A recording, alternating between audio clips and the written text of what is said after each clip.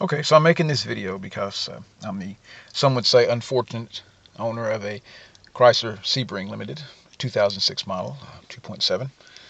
I say fortunate, I love the car, but it does have a lot of engineering problems, you might want to say, as far as where the is to be changed and the light fixtures and fuses, relays, lots of other things. But it's a great car. I love it. And something that was driving me crazy a while back was I noticed that my wife came in one day and she said, "Well, where's the headlights? There's no headlights."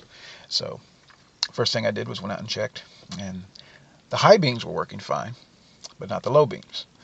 High beams were okay. You could hold the lever in and you had high beams, but no low beams. So I checked all the fuses, checked all the relays.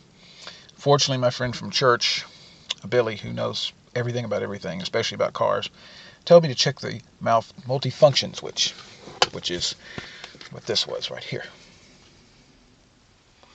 Now this is what goes on the car here. Your turn signal and your lights. Turns out this little switch here was not working. And this was a Velcro part, and I replaced it with a Duralast part.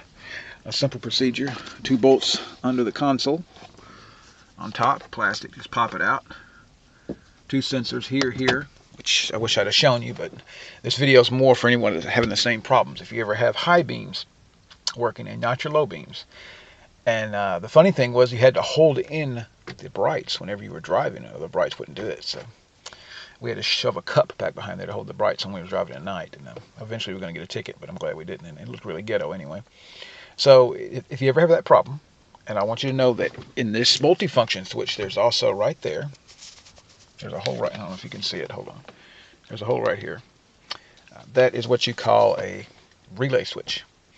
Now, if you do put the part, before you buy the part, I would check the relay first. Take the part out. Take the relay out of the fuse box and put it in there. In case it's just a relay, it'll save you. Because I got this part, well, the old part, the new part, the Duralast one at AutoZone was the cheapest place I found it for $42.99, which I guess is not too bad considering the labor we put in.